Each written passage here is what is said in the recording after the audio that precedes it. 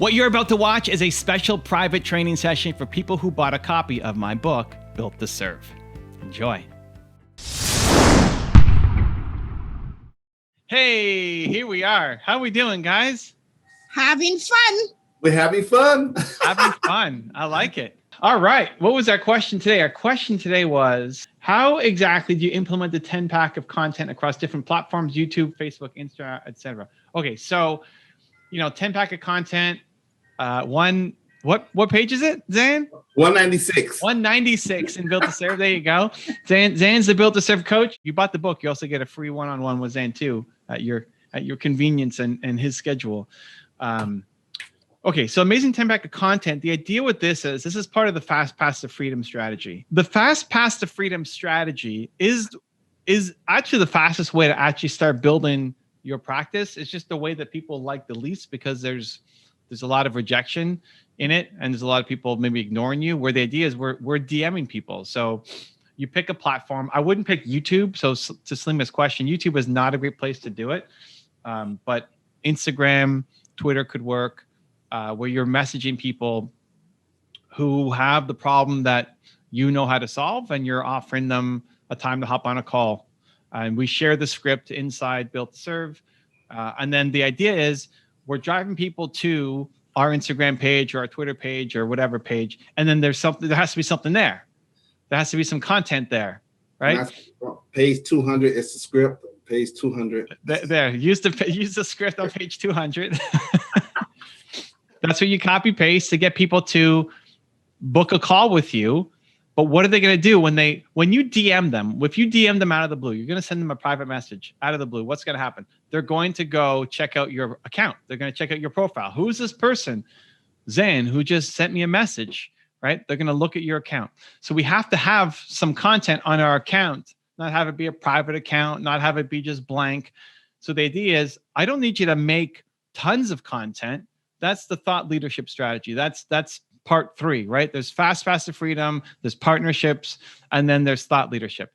The thought leadership strategy is you're making content consistently, right? We were cheering up Zan at the beginning because he was making content every day. It's like, that's thought leadership. Zan really wants to get in on here. Zan should pay a fine for using the book so well. Page 236, thought leadership content. There you go. Thought leadership. Well, we're not there on this call, but that's if you want to be a thought leader. So the 10-pack is really, so when we're doing our outreach and they come check us out, there's content there. So let's take Andrew as an example. If Andrew was going to be doing the Fast to Freedom, he's going to be DMing people who potentially need help on their YouTube channels. He's going to offer them 3 big ideas on a call. Say, hey, I've noticed you've got your channel. I'm an expert in helping people grow their channels. I'd love to hop on a quick call for free to give you 3 of my big ideas for how you can grow. Great. He's going to do that 50 to 100 times a day. He will get people who will call him, who will want to hop on that call and have a conversation about their YouTube channel. But before they do that, some people are just going to ignore the message. Most people will ignore the message. Some people will see it. It's like, who's this Andrew guy? Is it Andrew? Is it Drew? I don't know. I like his hat. They're going to go check out his page. And then on his page is going to be 10 pieces of content, the amazing 10-pack of content. The amazing 10-pack is designed to get people who are on the fence about you to want to dive into your world. So we break down, your who, your why, your how, your recipe breakdown, some of the examples we've used, and the book goes through it. And again, Salima, this is your topic. So if you want me to go deeper on anything, let me know. But it only works for places where you're going to then drive traffic to. We're not hoping, by posting a 10-pack on Instagram, we're not hoping that these get exposed organically on Instagram and we're going to get exposed that way. We are driving people to the page through the DMs. So this is a sales sequence. This is a mini sales funnel. We find people who have the problem we can solve. We reach out to them, offer to hop on a call to give them some ideas to help them do it. Some people might just say yes, but most likely they're going to check out your profile page, and on there they're going to see 10 awesome pieces of content that really speak to who you are and why you do what you do. That then helps them convert to want to hop on a call.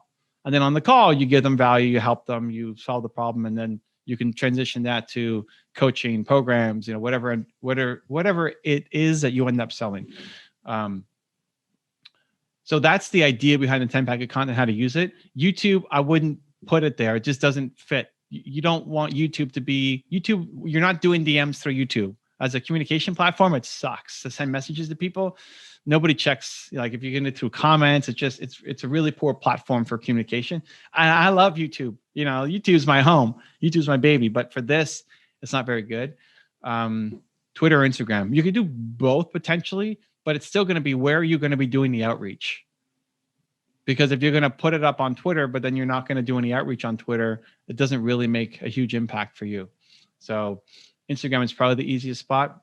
And then you do your outreach and you start closing some business. It relies on daily grunt work of reaching out to 50 to 100 people every day, of targeting the right people. But if you wanted to grow your business and get out of your job and have your income and grow in the next month, that's the fastest way to do it. So that is the concept behind the Amazing Impact of Content. So we still got some time together, and I'll turn it over to the amazing, beautiful humans here who have showed up.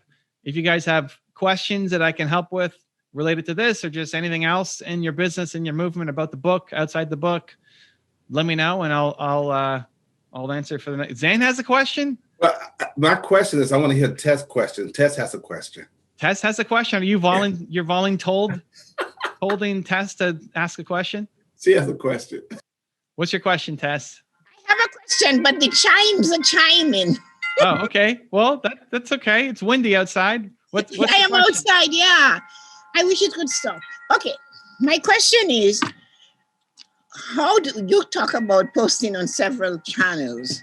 And I didn't figure it out. I haven't figured out. I post on, I do it on IG Live, then I post it on the different platforms. Is that the right way to do it?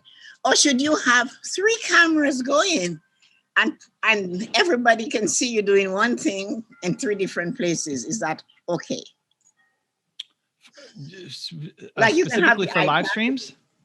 Yeah, you can have the iPad, you can have the iPhone, and then you can have Zoom and they can see you on all 3. Is that okay? Or is it better to do one and post on all 3 or 4 or 5?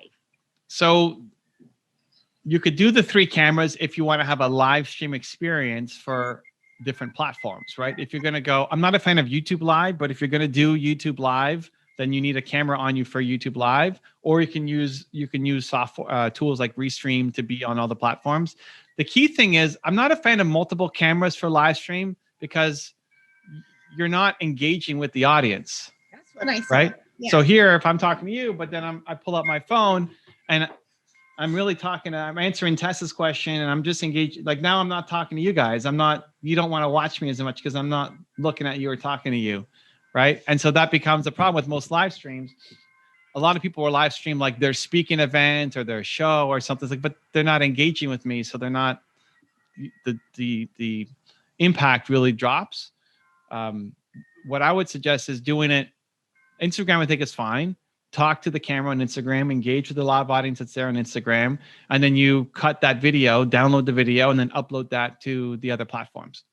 Okay. So what happens when you're doing a Zoom? Like I'm doing this financial independent seminar on Zoom until the end of the month. So what happens then? You can you save the Zoom. Like, are you hosting it or somebody else is hosting it? I am. It's about money, Evan. Okay, but you're the host. You're hosting it. Like whose Zoom account is it? Speed. So if it's your Zoom, you take what we do here, right? I mean, I'm recording the session so people can watch it on the replay. And there's people who watch it live because you're here, you get your questions answered. And then there's people in the group who will watch the replay who aren't live and they can learn from your questions, but they don't actually get to ask one. But record it live. This isn't streaming anywhere though, right? This isn't going to Instagram or anywhere else. This is us here, but it's being recorded. So you can record yours and then you have a file in your computer that you can edit or just straight upload to YouTube. Okay. So that's what I've been doing. So it's okay. So I've been doing it on Zoom, saving it, downloading the stuff, and then put it on YouTube and put it on Facebook. Yeah. Okay. You could even look at Instagram. It has to be formatted a little differently, but you can put it on Instagram, IGTV. Oh, okay. So that's a thought. I'll play with it. Technology is my best friend. Well, whatever. Even if you upload a horizontal video You could still do it. It won't look as nice as the others, but I think it's still better to have the content up that doesn't look as nice than to have no content up, because people are going to learn the information. Like if you're going to teach them about money, people need to know that the fact that it's not formatted properly is not going to be the biggest factor. Okay, thank you. No problem. Jose, he's back to his name. You had whose name did you had your wife's name or something before? I had my fiance Jeanette. How you doing? It's like, all right, hey Jeanette, welcome aboard. What do you got, man? Happy Thursday. Hello to everyone. I've been out of the group for a couple of weeks. Was a little busy on Thursday afternoon, but I'm happy to be back and see you all. My question is, like, I'm applying the stuff in the book, trying to use the strategies to canvas for potential leads and send out those direct messages. Mm-hmm. But so right now, what I'm doing is in an effort to create more content, I reached out to some of my old customers, some of my old clients that used to do my meal prep meal delivery service when I was doing that in New York, to kind of catch up with them, see how they were doing, and start to contextualize that into content, into testimonials. Yeah. So my question is, like, what advice would you give me on strategies to leverage testimonials, in a way to use them for content, to then lead that to create that sales experience or bring people in? Okay, so testimonials for content sucks. It's great for conversions. So the two places to think about testimonials: one, on your website or whatever the sales page is, wherever people are actually making the purchase. Testimonials are great, where it should just be, Jose was amazing. This man changed my life. He, and you can also, I think for testimonials, if you can get them on video, it's even better. But people need a little bit of guidance of what do you want me to talk about? What aspect? Yeah. Is it just you as a person? I'm doing video interviews on Zoom and then recording them. Great. So you can guide them in the right direction. Yeah. I might even play with having Jeanette do it, because people will say a lot of great things about you when you're not there. Right. So I would play with that. I don't know how good she is on camera. I mean, we've seen her name, but not her face, but, or having a friend of yours do it to really you'll probably get some really good stories that they may be too shy or embarrassed to tell you, but they'll say it. And then they'll say your name, like, man, Jose, this guy changed my life with XYZ, where they wouldn't say your name if they're talking right to you, because it feels weird, and they may not tell you as much of the detail of the stories, and you may be afraid to ask like the deep questions that she could be able to pull out. So I would play with it. You could do half of yours, half with her or somebody, a friend, and then you cut the moments, right? You don't need to release the whole video, but the best moments. But it's on the purpose of that is a sales sequence. So they're on your sales page and they're about to hire you, and they just want some kind of credibility that, hey, this person went through this as well. As content, it sucks. Like, as something to put on YouTube or Instagram, it sucks because nobody cares about what Susan from New York has to say about you, unless they're in the sequence of buying. The content that you would use for your Instagram, YouTube, etc., would be more about the story that I can learn from, less about how they used you and how great you are, but what are they struggling with? How did they overcome it? If you are a part of it, amazing. But there has to be value in the actual video. Every piece of content you put up, you want to be thinking, this is value for people. I'm educating, I'm training, I'm helping, I'm inspiring. This is value. And so people can learn through the story. Even what we're doing here is kind of a meta version. Like, I could take this clip and put it somewhere. Oh, it's Jeanette. I just texted to come here. Just coming here. Okay, how Jeanette. We're trying to recruit you to do some of Jose's testimonial interviews, where you're making a video with some of the people in New York and trying to get some great stories of how Jose helped them and changed their life. Awesome. Yeah, we'll do that. She's on. There you go. Thank you, Evan. You got to keep her, Jose. That's a good one. We get married in 15 days. Wow, 15 days. Congrats. That's great. That's on so it's a Friday. 16. No, it's a Saturday, the 26th. Oh, Okay, so No, 16 I'll be days. there. 16 days. I'll be be there. there. But he's Thank so you. excited he's going to be there a day early. That's how pumped he is. That's awesome. So Jose, even like using this as an example, like I could clip this and you're asking a question and I'm helping. And what are we doing? Well, this is part of the Built to Serve Insider Readers Group. And it could help promote Built to Serve, but the goal isn't I need to get people to buy Built to Serve. The goal is to serve, is to help. So it's a different kind of video. It's telling their story, and then there has to be value in the actual video for the audience, as opposed to just a straight up testimonial for what you're doing. Yes, It really, I'm using the interviews to extrapolate their experience, to debunk myths, and to inspire other people to make it relatable, and kind of like get that social validation. It doesn't just work for me; it works for everybody, and this is their stories. Yeah, so it's a different kind of video, or the video's cut into two different videos. Where one, Jeanette's coming in and is basically saying, "Hey, why was Jose so great? How did he change your life? Like, what are stories that were so amazing about him?" And it's really just to get one-liners or some quick quotes to say, "Jose is such an amazing guy because he did boom, boom, boom, boom, boom for me," as opposed to coming on and trying to capture their story and share it. As an example, so we're High Tide is a group that does virtual book, kind of like a club, but not really, like virtual book challenges. And I had Tess and I think Zan, did you guys do the interview? I know Tess did. You did on your birthday. Yes. I've done it. No? Okay. So it's weird because you would have been the first person. Anyway. Yeah, I never got a call. Yeah. I remember Tess did it, and I wasn't on the call, but they interviewed Tess to ask, like, why did you like Built to Serve? They wanted some readers of Built to Serve. Why did you like Built to Serve? And she did it. What? Yes, I did. They need to call me. Yes, I did. And Tess did it on her birthday. She was celebrating her birthday, and I didn't know this, right? I mean, I just talked to the people last week and said Tess was so amazing. She did it on her birthday, and on my 57th birthday. Right, exactly. You mean 37th, and so they offered to do it on a different day. She's like, no, I'll pause this because I want to talk about how great Built to Serve is, and that's there's a lot of I don't know everything she said, but my team was very moved by her words and her stories. But it's really meant to get people like why Built to Serve is so great, and why you should pick it up, and what I've learned from it. But it's more designed to be if somebody's on the fence or thinking about it, here's why they should get it, versus let's dive into Tessa's story and what you're all about and how I can help and how it can be of value. In Built to Serve might be weaved in there, but it's not the main focus of it.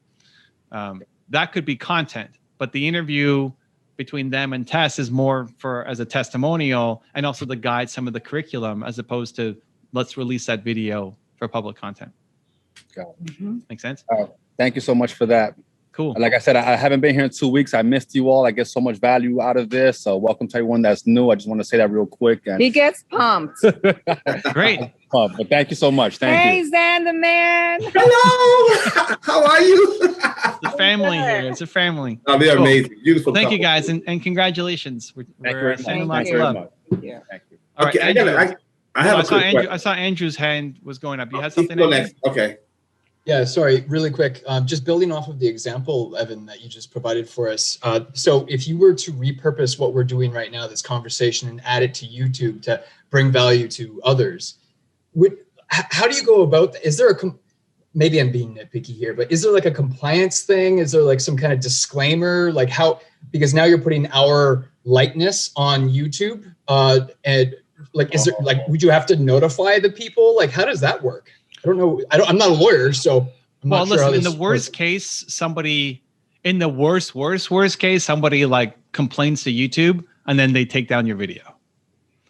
But hopefully, one, you have enough of a relationship with people to not, like if somebody's uncomfortable with the video going up, they'll let you know. But also you to not put up something that is putting somebody in a bad light, that you would put it up to make them look bad, right? So if somebody's coming on and they're crawling, they're bawling their eyes out and like, oh, maybe this doesn't maybe I don't want this to be public. For example, Brandlytics today, we dive into people's YouTube channels, and I was once a month, somebody shows I get access to their channel, and I look at all of their back end stuff and all of their numbers and all their finances, all of it. And we share it inside the group for people to, like, this is what you're signing up for. You get to be guinea pig. If you want, you volunteer to do it. But we never put that on YouTube because they didn't sign up for all of their numbers to be public to everybody. They know they're doing it inside the group, but it's not meant for the world, right? So, if I put that up, some people would be fine with it, but it just doesn't feel right to do it.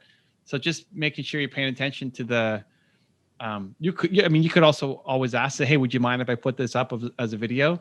But I think a lot of it just depends on your own just intelligence to say, hey, like, they're going to be pissed if I share this. This is a private conversation. Yeah. Joy, you got something real quick? Yeah, I was just going to say, if you're already on video with them, why don't you just get a verbal consent and then keep that in your library? Then you've always got it. Yeah, I mean, the legal stuff I've always, I've never spent a whole bunch of time on, which maybe is a fault. Maybe John's not too happy with me. I don't know. But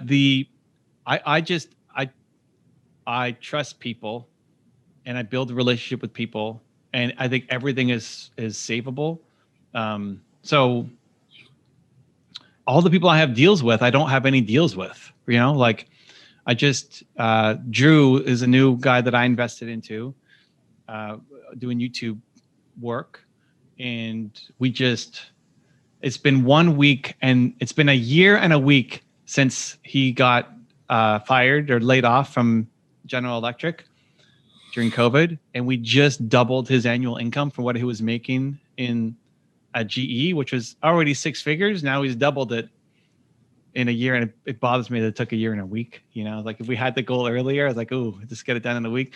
But I have a deal with Drew that is not, there's nothing in writing. There's nothing signed. It's an understanding. It's an email chain, right? Great. But if Drew is upset, or I'm never going to go to court with Drew. If Drew wants to walk away and take all the business and never pay me, awesome.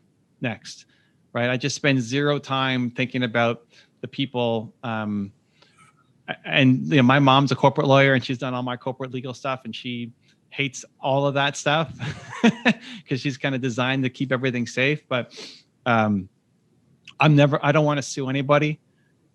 I don't prioritize money that much anyway, so I don't care. And it's never come back to bite me because I only work with quality people. So I've never had anybody like that screw me over or rip me off or walk away. I mean, Drew could be the first, maybe that happens.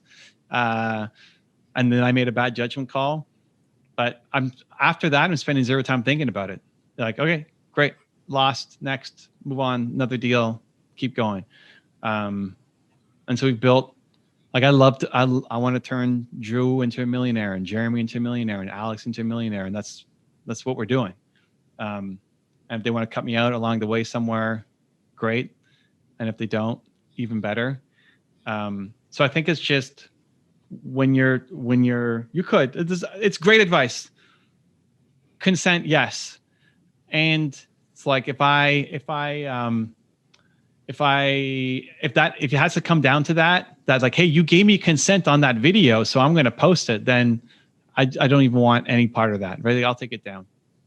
You're not happy with the book, I'll give you a full refund. You're not happy with Movie Makers, great. You want a refund even though you've been in it for a year, awesome. You're not full refund, go for it, right? I don't want to spend any time thinking about the people who just bringing negativity in instead of the other way around. So it's probably great legal advice, but I would just also lean in on your own thoughts, feelings, connection to the person. And you might make a mistake every now and then, but the intention is positive. And I think when you're dealing with quality people, they recognize the intention, and everything is savable. If you want to get a copy of Built to Serve and join us live for our next training with me to ask your questions, you can go get the book right there next to me, right there. I'll see you there. I'll see you to get the book. It's a good one. Much love.